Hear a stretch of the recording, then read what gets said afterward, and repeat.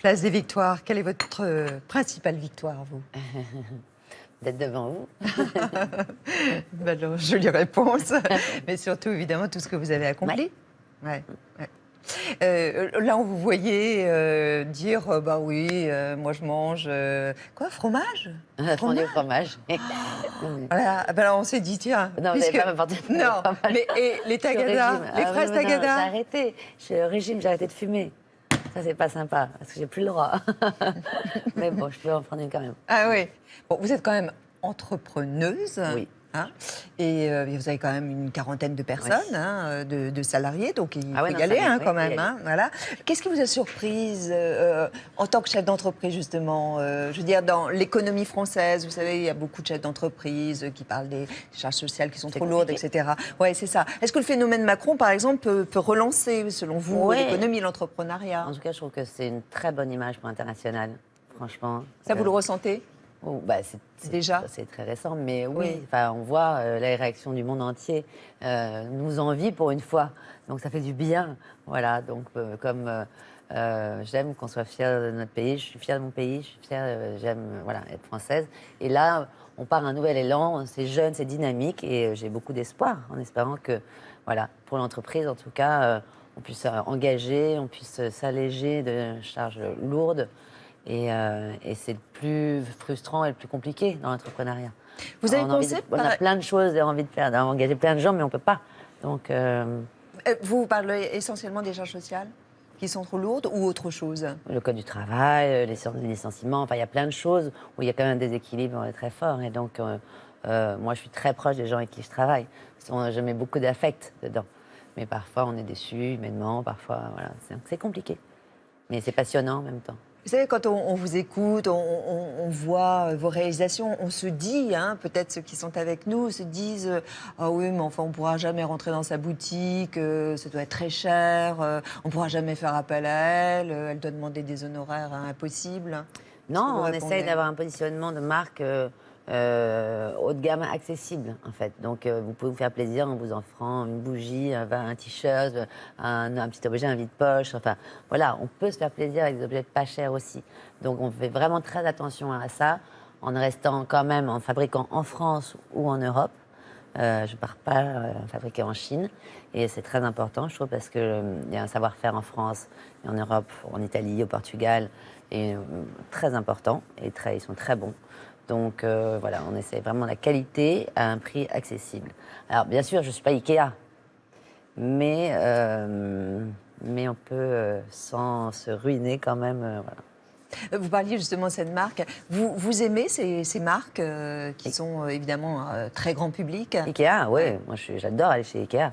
J'y vais très souvent. Ma cuisine, je pense, doit être Ikea d'ailleurs. Mais je pense qu'il y en a pour tout le monde et je ne suis pas du tout inaccessible. Après, si on fait des chantiers, c'est quand on fait un hôtel 5 étoiles ou là, je refais tout le printemps de la maison, par exemple. C'est des gros chantiers et ça, c'est passionnant à faire. Faire des hôtels, faire des restaurants, ça j'adore. Parce que vous pensez aussi aux structures. Ah oui, bien sûr. Toute l'archi d'intérieur et tout ça. Donc vraiment prendre une coque vide et la penser entièrement, les volumes. Et ça, c'est très, très intéressant. Alors, vous qui êtes issu comme ça d'une grande famille, on se dit, elle doit aussi aimer le grand siècle, je sais pas, les meubles 18e, vous voyez. Oui, j'aime, si. Vous avez vécu dans ce type de décor? Non, pas tellement. Non, plutôt dans le décor contemporain, mais avec quand même une mixité, enfin avec des choses mélangées. Moi, je n'aime pas du tout les total looks. Quand souvent les journalistes vous parlent de tendance, je suis très mauvaise en tendance. J'essaie vraiment moi, de travailler sur l'intemporalité parce que je trouve que c'est ce qui va rester. Voilà. Et donc, mon travail est plus là-dessus.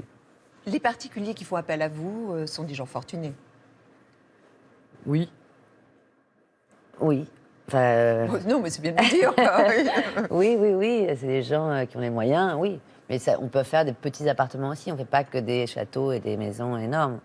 Est-ce qu'il faut composer avec la personnalité de l'habitant, enfin de l'occupant? C'est-à-dire la personne voilà, qui vous commande un chantier, il faut prêter attention évidemment à ce qu'il réclame. Oui. Et si vous êtes en opposition avec cette personne, c'est compliqué parfois. Vous imposez ou pas? Moi, j'ai vraiment commencé les 10 premières années en faisant que du résidentiel, donc que des particuliers. Et au bout d'un moment, j'en pouvais plus. En fait, c'est compliqué parce que vous rentrez tellement dans l'intimité des gens, ou d'un couple même. Donc, il faut que le couple déjà soit d'accord, qu'ils soient d'accord entre eux. Et moi, j'arrive en plus. Donc, c'est vrai que mes cours de psycho, je pense, m'ont servi. Voilà, comme quoi, C'est ça. c'est bon pour... Donc, il faut voilà. temporiser. Voilà, il faut faut jouer les temporiser, il faut faire médiateurs. passer ce que vous voulez, mais en accord avec ça. Donc, c'est vrai qu'au bout d'un moment, je me disais, oh là là, j'aimerais tellement faire autre chose, j'aimerais faire des restaurants, des hôtels. Et puis, petit à petit, je suis arrivée à ça. Et c'est génial parce que on a quand même moins la personne qui vous appelle à minuit dimanche soir en disant ma chaudière est cassée. Voilà. Donc, tu sais, il est minuit, on est dimanche soir, je ne peux pas faire grand-chose pour vous. Donc, c'est vrai que les particuliers, c'est très bien. J'adore faire des appartements, mais l'humain, c'est une aventure humaine. On passe 1 an ensemble, on passe beaucoup de temps ensemble. Donc, il faut bien se choisir. Hyper actif, vous l'êtes, hein, on l'a vu dans le sujet.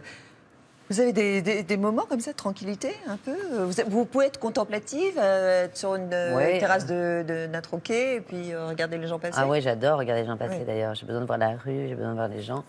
J'adore marcher dans les Tuileries ou sur un pont de Paris et regarder le toit du Grand Palais avec le coucher du soleil derrière. Non, je ne suis pas hyper active. C'est juste que j'ai 3 enfants et 40 employés. Donc voilà, on est une femme. Enfin, vous êtes une femme. Et j'ai moi. J'ai moi. Donc il faut tout concilier dans la même journée. Donc voilà, je ne suis pas plus différente qu'une autre femme qui travaille. Vous aimez l'idée de clan, parce que vous êtes un clan avec vos enfants. Hein, j'aime très les proches, clans, hein. j'aime les amis. Les amis sont très importants dans ma vie aussi. Je fais des maisons pour recevoir mes amis aussi, pour qu'on soit ensemble, toutes générations confondues. Et oui, j'aime ces films à la Claude Sautet, ce genre comme ça. Voilà, c'est ce que j'aime.